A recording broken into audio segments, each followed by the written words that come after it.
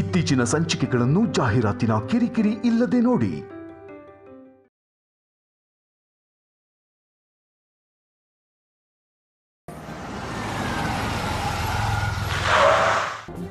ಅವನಿನ್ನ ನಾವು ಎಷ್ಟೇ ದೂರ ಇಡ್ತಿದ್ರು ಅದಕ್ಕಿಂತ ಹೆಚ್ಚೇ ಹತ್ರ ಆಗ್ತಿದ್ದಾಳೆ. ಯಾಕೋ ಅರ್ಥ ಆಗ್ತಿಲ್ಲ.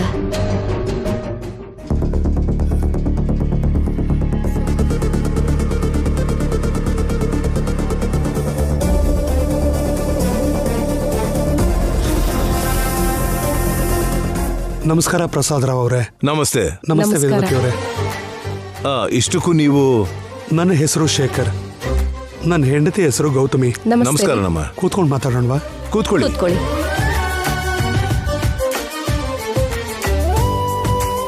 ಯಾರೀ ಹೊಸ ಮುಖಗಳು? ಯಾರೋ ನಾವ್ ಯಾರು, ಯಾಕೆ ಬಂದಿದೀವಿ ಅಂತ ನಿಮ್ಮ ಅನುಮಾನ ಅಷ್ಟೇ ಅಲ್ವಾ? ಹೌದು ರೀ. ನಿಮ್ ಮಗನ್ ಜೊತೆ ನಮ್ ಮಗಳ ಸಂಬಂಧ ಮಾತಾಡೋದಕ್ ಬಂದಿದೀವಿ.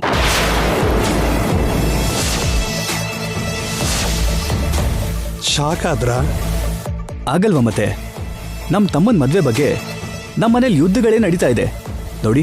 ನೀವು ಬಂದು ತುಂಬಾ ಸಿಂಪಲ್ ಆಗಿ ಸಂಬಂಧದ ಬಗ್ಗೆ ಮಾತಾಡಕ್ ಬಂದಿದೀವಿ ಅಂತಂದ್ರೆ ಹೇಗೆ? ಹಾಗಾದ್ರೆ ನಾವು ಕರೆಕ್ಟ್ ಅಡ್ರೆಸ್ಗೆ ಬಂದಿದೀವಿ. ಸರಿಯಾಗಿ ವಿಷಯ ಹೇಳ್ಬಿಡ್ತೀನಿ ಕೇಳಿ.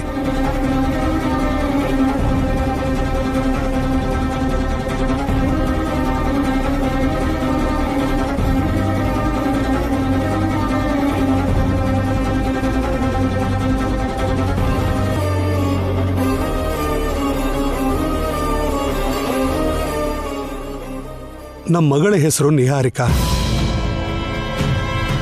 ನಿಮ್ಮ ಮಗನ್ನ ರೆಸ್ಟೋರೆಂಟಲ್ಲಿ ನೋಡಿದ್ಲು.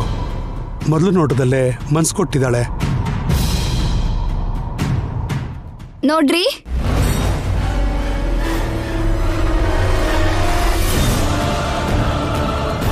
ಕಾವ್ಯ ಕಾವ್ಯ ಇರು. ಕಾವ್ಯ, ನೀವ್ ಹೇಳಿ.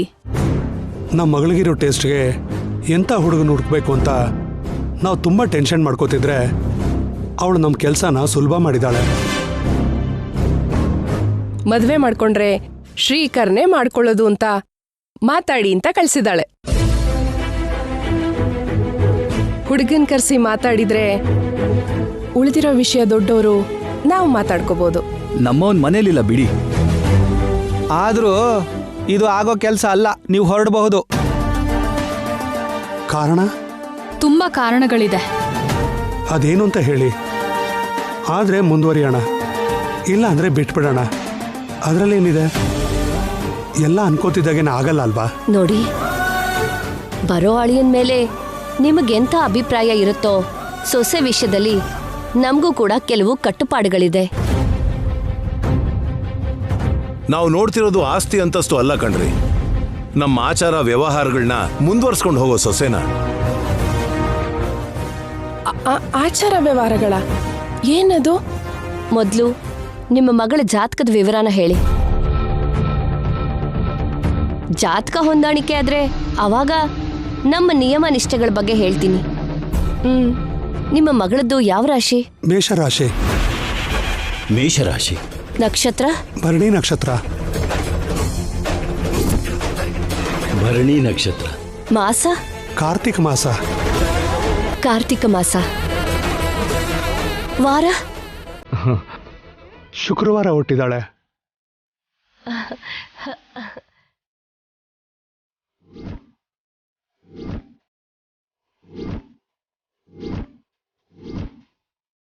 ಶುಕ್ರವಾರದ ದಿನ ಹುಟ್ಟಿರೋ ಹುಡುಗಿ ನನ್ನ ಮನೆಗೆ ಸೊಸೆಯಾಗಿ ಬರೋ ಹಾಗೆ ಮಾಡು ತಾಯಿ.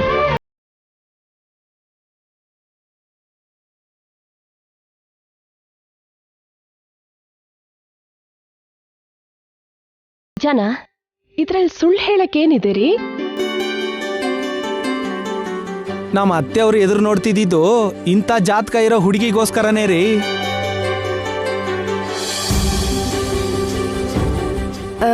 ಆದ್ರೂ ಈ ದಿನದಲ್ಲಿ ಜಾತಕದ ಜೊತೆ ಅಷ್ಟೊಂದು ನಂಬಿಕೆ ಏನಿದೆ ರೀ? ಅದ್ರ ಬಗ್ಗೆ ಗೊತ್ತಾಗ್ಬೇಕು ಅಂದ್ರೆ ನಿಮ್ಗೆ ನಮ್ಮ ಬಗ್ಗೆ, ನಮ್ಮ ಊರಿನ ಬಗ್ಗೆ, ನಮ್ಮ ಹಿರಿಯರ ಬಗ್ಗೆ, ನಮ್ಮ ಮನೆ ದೇವ್ರು ಅನ್ನಪೂರ್ಣಮ್ಮನವ್ರ ಬಗ್ಗೆ ಗೊತ್ತಾಗ್ಬೇಕು. ತುಳಸಿ ಅಂತ ಜಾತಕ ಇರೋ ಹುಡುಗಿ ನಿಮ್ಮ ಮನೆಗೆ ಸೊಸೆಯಾಗಿ ಬಂದು ಅಮ್ಮನವರಿಗೆ ಪೂಜೆ ಮಾಡಬೇಕು, ನೈವೇದ್ಯ ಸಮರ್ಪಿಸಬೇಕು. ಆಗ ಅನ್ನಪೂರ್ಣ ಮಾತೆ ಕಟಾಕ್ಷದಿಂದ ಈ ಊರು ಸಮೃದ್ಧವಾಗುತ್ತೆ. ಪ್ರತಿ ವರ್ಷನೂ ನಿಮ್ಮ ಮನೆ ಸೊಸೆ ಈ ಮೂಗುತಿ ಧರಿಸಿ ಈ ಸಂಪ್ರದಾಯವನ್ನ ಮುಂದುವರಿಸಬೇಕು.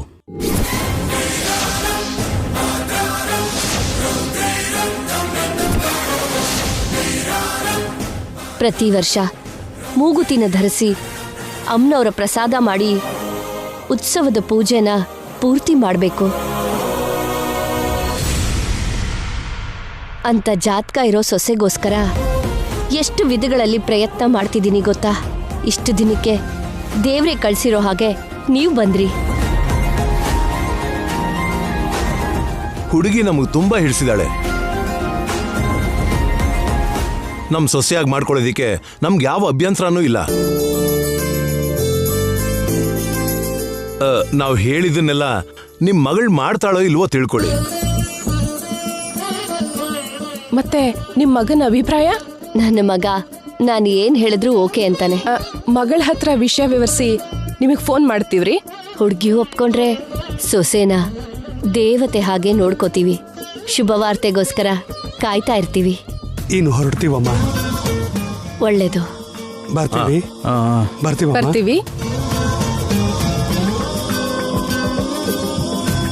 ಪುರೋಹಿತರು ಹೇಳ್ದ ಹಾಗೆ ಕಲ್ಯಾಣಿಗಳಿಗೆ ಕಾಣಿಸ್ತಿದೆ ರೀ.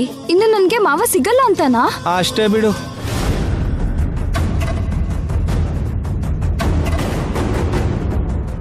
ಅತ್ತೆ ಹೇಳ್ದಾಗೆ ಸೋಮವಾರದಿಂದ ಭಾನುವಾರದವರೆಗೂ ಪೂಜೆ ಮಾಡಕ್ಕಾಗಲ್ಲ. ಮಾವಂಗೆ ಉಪ್ಪು ಖಾರ ಇಲ್ದೇ ಇರೋ ಅಡ್ಗೆನೂ ಮಾಡಕ್ಕಾಗಲ್ಲ. ಅಲ್ಲಿರೋರ್ಗೆ ಕಾಫಿ ಟೀನ ಕೊಡಕ್ಕಾಗಲ್ಲ. ಅನ್ಕೊಳ್ದೇನೆ ಜಾತಕ ಹೊಂದಾಣಿಕೆ ಆಗಿರ್ಬೋದು, ಬಟ್ ಇವ್ರು ಈಸ್ಟ್ ಆದ್ರೆ ನಮ್ಮ ಮಗಳು ವೆಸ್ಟ್. ವರ್ಕೌಟ್ ಆಗುತ್ತೆ ಅಂತೀಯಾ? ನಿಹಾರಿಕಾ ಈ ಮನೆಗೆ ಅಡ್ಜಸ್ಟ್ ಆಗೋದು ಕಷ್ಟನೇ ಕಣ್ರಿ. ಸರಿ, ನಿಹಾರಿಕಾಗಿ ಹೇಳ್ಬೇಕಲ್ವಾ? ನಡಿ.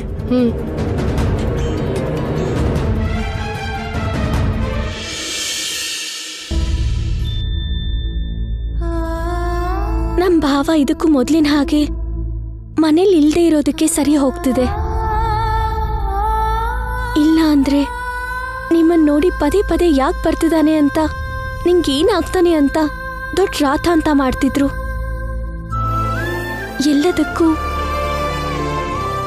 ಈ ತಾಳಿನೇ ದೊಡ್ಡ ಪರೀಕ್ಷೆ ಆಗ್ಬಿಟ್ಟಿದೆ. ಅದಕ್ಕೆ ಹೇಳ್ದೆ, ಈ ತಾಳಿನ ತೆಗೆದ್ಬಿಟ್ರೆ ನಮ್ಮ ಮಧ್ಯೆ ಯಾವ ಸಂಬಂಧನೂ ಇರೋದಿಲ್ಲ ಅಂತ. ನಾನ್ ನಿಮ್ಮನೆಗಾಗ್ಲಿ ನೀವ್ ನಮ್ಮನೆಗಾಗ್ಲಿ ಬರೋ ಅವಶ್ಯಕತೆನೇ ಇರೋದಿಲ್ಲ ಅಂತ.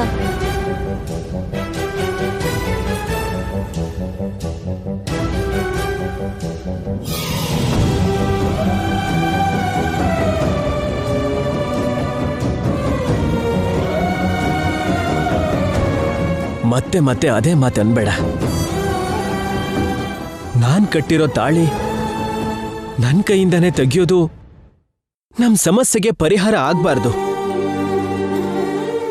ಇಲ್ಲಿವರೆಗೂ ನಾನ್ ನಿನ್ ವಿಷಯದಲ್ಲಿ ಮಾಡಿದ್ದು ತುಂಬಾ ತಪ್ಪೆ. ಇಲ್ಲಿವರೆಗೂ ನಡೆದಿದ್ದು ಕೆಟ್ಟ ಕನ್ಸು ಅನ್ಕೊಂಡು ನಾವು ಮರ್ತು ಹೋಗೋಣ. ನನ್ನ ತಪ್ಪನ್ನ ನಾನು ಸರಿ ಮಾಡ್ಕೊಳ್ದೇನೆ ರಿಪೀಟ್ ಮಾಡ್ತಾ ನಿನಗೆ ನೋವು ಕೊಡೋದು ಕರೆಕ್ಟ್ ಅಲ್ಲ. ಇನ್ನಷ್ಟು ದ್ರೋಹ ಮಾಡೋನಾಗ್ತೀನಿ ಅವನಿ.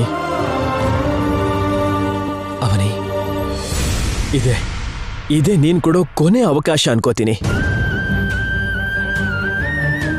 ಮನೇಲಿ ಪರಿಸ್ಥಿತಿ ಹೇಗೆ ಇದ್ರು ಅವನಿ ನನ್ನ ಹೆಂಡತಿ ಅಂತ ಧೈರ್ಯವಾಗಿ ಹೇಳ್ತೀನಿ ಇವತ್ತು. ಈ ಸಲ ನೀನ್ ಮುಂದೆ ತಲೆ ತಗ್ಸೋ ಪರಿಸ್ಥಿತಿಗೆ ನಾನು ಬರಲ್ಲ. ಒಳ್ಳೆ ಸುದ್ದಿ ಜೊತೆಗೆ ಬರ್ತೀನಿ. ನನ್ನ ನಂಬು ಅವನಿ. ಈ ಸಲ ಮಾತು ಉಳಿಸ್ಕೊಳ್ಳಿಲ್ಲ ಅಂದ್ರೆ ನನ್ನ ನಂಬಲೇಬೇಡ.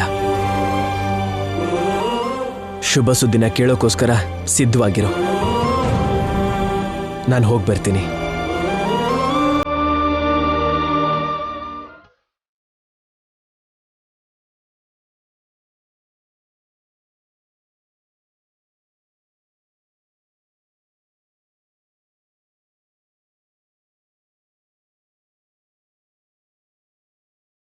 ಹೋಗಿ ಬರ್ತೀನಿ ಮನೆ.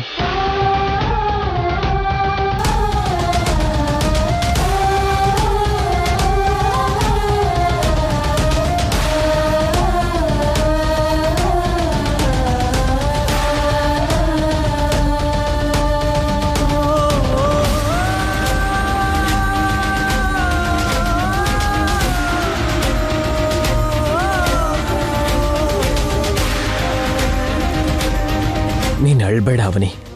ಅಮ್ಮ ಅವ್ರ ಹತ್ರ ವಿಷಯ ಹೇಳಿ ಶುಭ ಸುದ್ದಿ ಜೊತೆಗೆ ಬರ್ತೀನಿ. ಆಯ್ತು ರೀ.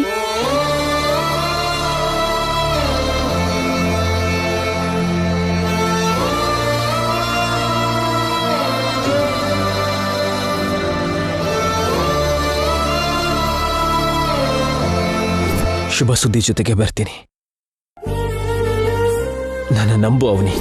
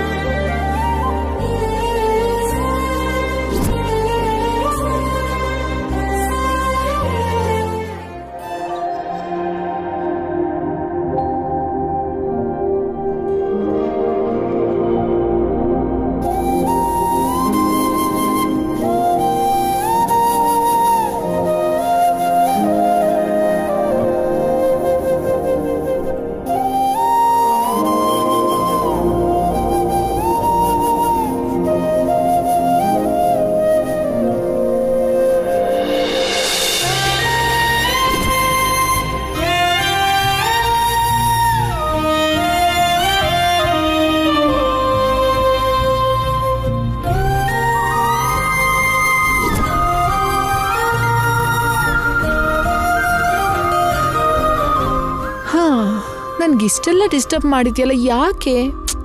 ಹಗಲೊತ್ತಲ್ಲೂ ನಂಗೆ ಇಲ್ಯೂಷನ್ಸ್ ಯಾಕೆ ಆಗ್ತಿದೆ?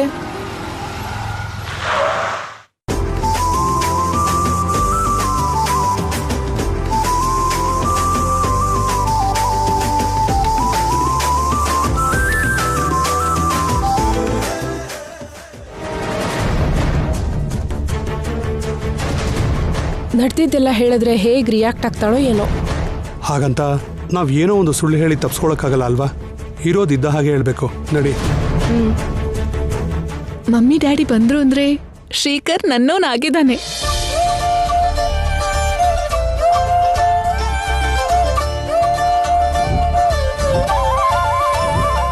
ಗುಡ್ ನ್ಯೂಸ್ ಅಲ್ವಾ ಗೌತಮಿ? ಅಳಿಯನ್ನ ನೋಡಿದ್ರಾ? ನಮ್ ಪ್ರಪೋಸಲ್ನ ಆಕ್ಸೆಪ್ಟ್ ಮಾಡಿದ್ರ ಅವರು?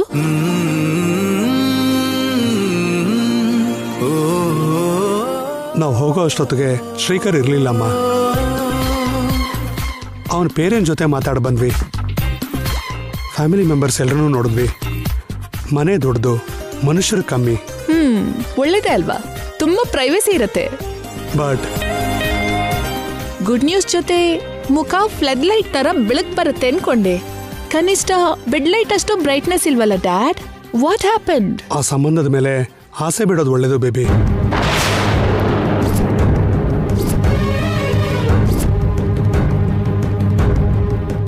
ವಾಟ್? ಯಾಕೆ ಬಿಡ್ಬೇಕು? ಏನ್ ನಡೀತು? ನೀನು ಮತ್ತೆ ನಿನ್ ಜಾತಕನೂ ಇಷ್ಟ ಆಗಿದೆ ಅಮ್ಮ, ಆದ್ರೆ ಅವರ ಪದ್ಧತಿ ಆಚಾರಗಳು ಬೇರೆ ತರ ಇದೆ ಅಮ್ಮ. ಪ್ರತಿ ವರ್ಷ ಮೂಗುತಿನ ಧರಿಸಿ ಅಮ್ಮನವರ ಪ್ರಸಾದ ಮಾಡಿ ಉತ್ಸವದ ಪೂಜೆನ ಪೂರ್ತಿ ಮಾಡಬೇಕು.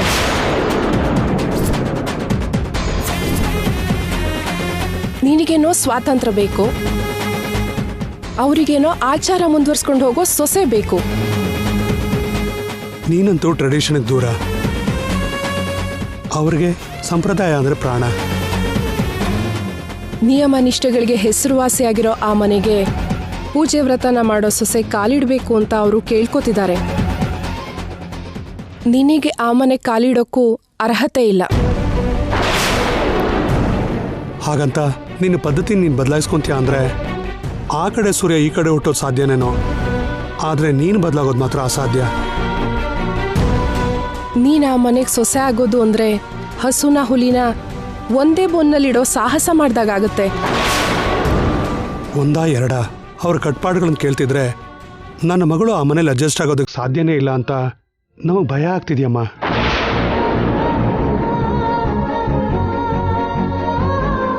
ಆ ಉತ್ಸವಗಳು ಪ್ರಸಾದನ ತಯಾರು ಮಾಡೋದು ಅಂದ್ರೆ ತಲಾಂತರದ ಆಚಾರಗಳು. ಅದ್ರಲ್ಲಿ ಒಂದು ಕೂಡ ನಿನ್ನಿಂದ ಮಾಡಕ್ಕಾಗಲ್ಲಮ್ಮ. ನೀನು ಜಾತಕ ಹೊಂದಾಣಿಕೆ ಆಗಿದ್ದಕ್ಕೆ ಅವ್ರು ಸಂತೋಷ ಪಟ್ಟಿರ್ಬೋದೇನೋ, ಆದ್ರೆ ನೀನಂತೂ ಶ್ರೀಕರ್ ಮೇಲೆ ಆಸೆನ್ ಬಿಟ್ಬಿಡೋದು ಒಳ್ಳೇದು.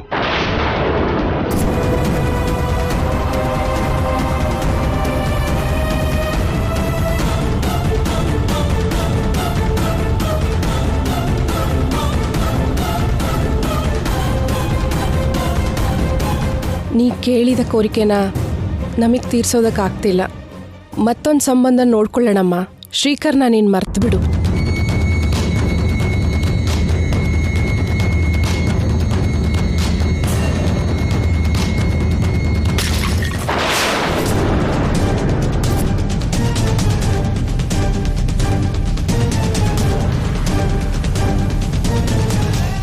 ನಾನು ಆಸೆ ಪಟ್ಟಿದ್ದೇನೋ ಅಲ್ಲಿ ನಡ್ತಿದ್ದೇನು.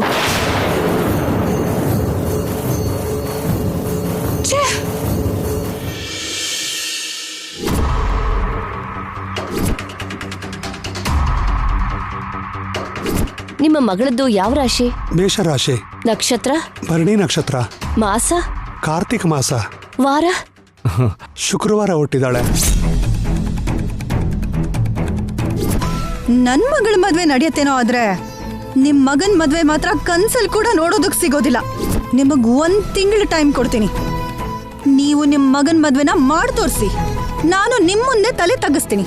ಹಾಗ್ ಮಾಡ್ಲಿಲ್ಲ ಅಂದ್ರೆ ನೀವು ನನ್ ಮುಂದೆ ತಲೆ ತಗ್ಸಿ.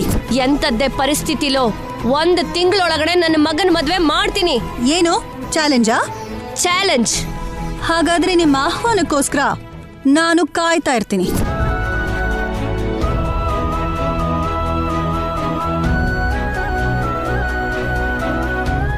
ಏನ್ ಯೋಚನೆ ಮಾಡ್ತಿದ್ಯಾ ವೇದ? ನನ್ನ ಮಗನಿಗೆ ನನ್ನ ಜಾತಕ ಹೊಂದಿರೋ ಹುಡುಗಿ ಜೊತೆ ಮದ್ವೆ ಮಾಡಕ್ಕಾಗಲ್ಲ ಅಂತ, ಅಷ್ಟಕ್ಕೂ ನನ್ನ ಮಗನ್ಗೆ ಮದ್ವೆನೇ ಆಗಲ್ಲ ಅಂತ ಸುಜಾತ ಶಪಥ ಮಾಡಿದಾಳೆ ಅಲ್ವೇನ್ರಿ?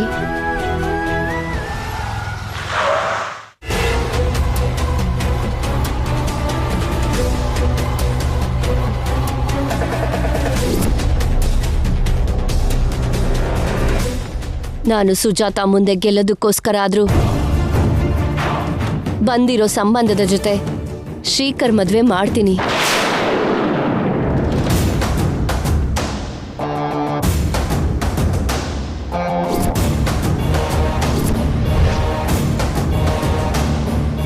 ನಮ್ಮ ಮದುವೆ ವಿಷಯ ಹೇಳ್ಬಿಡ್ಬೇಕು, ಇಲ್ಲ ಅಂದ್ರೆ ಅವನಿ ನನ್ನಿಂದ ದೂರ ಆಗೋಗ್ತಾಳೆ.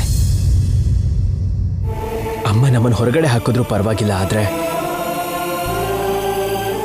ಇವತ್ತು ಯಾವುದೇ ಪರಿಸ್ಥಿತಿಲೂ ನಿಜಾನ ಹೇಳಬೇಕು. ಶ್ರೀಕರ್ ನಿಹಾರಿಕಾಗೆ ಮದ್ವೆ ಮಾಡಿಸ್ತೀನಿ. ಅವ್ರು ಯೋಚನೆ ಮಾಡಿ ಹೇಳ್ತೀವಿ ಅಂದ್ರಲ್ಲ, ಯಾಕೆ ಆತರ ಬೀಳ್ತಿದ್ಯಾ? ಇಷ್ಟು ದಿನಕ್ಕೆ ಜಾತಕ ಹೊಂದೋ ಹುಡುಗಿ ಸಿಕ್ಕಿದಾಳೆ, ಹೇಗ್ ಬಿಡ್ತೀನ್ರಿ? ಮದ್ವೆನ ಅದ್ದೂರಿಯಾಗಿ ಮಾಡಿ ಗರ್ವದಿಂದ ಸುಜಾತ ಮುಂದೆ ನಿಂತ್ಕೋತೀನಿ. ನಿನ್ನ ಅಭಿಪ್ರಾಯ ತಪ್ಪು ಅಂತ ನಿರೂಪಿಸ್ತೀನಿ. ಅವನಿ ಮೇಲೆ ನಿಮಗಿರೋ ಅಭಿಪ್ರಾಯದ ವಿಷಯ ಪಕ್ಕಕ್ಕಿಡಿ. ನಾನಂತೂ ಪ್ರೀತಿಸಿ ಮದುವೆ ಮಾಡ್ಕೊಂಡಿದ್ದೀನಿ. ನೀವು ಯಾವುದೇ ಪರಿಸ್ಥಿತಿಲೂ ಒಪ್ಕೊಂಡೇ ತೀರ್ಬೇಕು ಅಂತ ಖಂಡಿತವಾಗಿ ನಿರ್ಭಯದಿಂದ ಹೇಳ್ಬಿಡ್ತೀನಿ. ನಾವೆಲ್ಲ ರೀತಿಲೂ ಯೋಚನೆ ಮಾಡಿನೇ ಈ ಮದ್ವೆನ ಮಾಡಬೇಕು. ಸುಜಾತ ಮೇಲಿರೋ ಹಠದಿಂದ ಅಲ್ಲ, ಅದನ್ನ ನೆನ್ಪಿಟ್ಕೋ. ನಾನೆಲ್ಲ ಯೋಚನೆ ಮಾಡ್ಕೊಂಡೇ ನಿರ್ಧಾರ ಮಾಡ್ಕೊಂಡಿದ್ದೀನಿ. ಈ ವಿಷಯನ ತಕ್ಷಣ ಶ್ರೀಕರ್ಗೆ ಹೇಳ್ಬೇಕು. ಎಲ್ಲಿದ್ದಾನೆ ಅಂತ ಕೇಳಿ ಬರೋದಕ್ಕೆ ಹೇಳಿ ಈಗ್ಲೇ.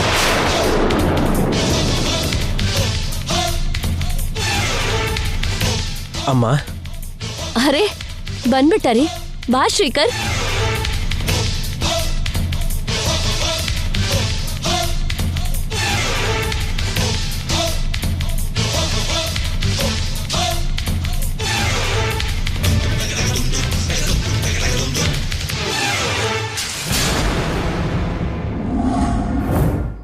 ಅಮ್ಮ, ನಾನು ನಿನ್ನ ಹತ್ರ ಒಂದು ವಿಷಯ ಹೇಳಬೇಕು. ನಾನು ಕೂಡ ನಿನ್ ಹತ್ರ ಒಂದು ವಿಷಯ ಹೇಳ್ಬೇಕು. ಒಂದೇ ಸಮಯದಲ್ಲಿ ಇಬ್ರು ವ್ಯಕ್ತಿಗಳು ಅವರ ಮನಸ್ಸಲ್ಲಿರೋ ಮಾತುಗಳನ್ನ ಹೊರಗಡೆ ಹೇಳ್ಕೋಬೇಕು ಅನ್ನೋದು 2 ಮೋಡಗಳು ಡಿಕ್ಕಿ ಹೊಡ್ಕೊಳ್ಳೋದಕ್ಕೆ ಸಮಾನ. 90% ಒಳ್ಳೇದಕ್ಕಿಂತ ಕೆಟ್ಟದೇ ಹೆಚ್ಚಾಗುತ್ತೆ ಅಂತ ಒಬ್ರು ದೊಡ್ಡವ್ರು ಹೇಳಿದ್ದಾರೆ. ನೀನಂತ ಅಪಶಕುನದ ಮಾತುಗಳನ್ನ ಆಡಬೇಡ. ನೀನೇನೋ ಹೇಳ್ಬೇಕು ಅಂತ ಬಂದೆ ಅಲ್ವಾ, ಅದೇನ್ ಹೇಳು. ಅಮ್ಮ, ಅದೇನು ಅಂದ್ರೆ, ಹೇಳ್ಬೇಕು ಅಂತ ನಿರ್ಧಾರ ಮಾಡ್ಕೊಂಡ್ಮೇಲೆ ಸಂಶಯ ಯಾಕೆ? ಹೇಳು ಶ್ರೀ. ಲೈಫಿಗೆ ಸಂಬಂಧಿಸಿರೋ ಮುಖ್ಯವಾದ ವಿಷಯ ಅಮ್ಮ. ಮತ್ತೆ ಶುರು ಮಾಡಿದ್ದಾನೆ. ಏನು ಹೇಳ್ತಾನೋ ಕೇಳೋಣ. ಅಮ್ಮ, ನೀನು ಅರ್ಥ ಮಾಡ್ಕೋತೀಯ ಅಂತ ಅನ್ಕೊಂಡಿದ್ದೀನಿ.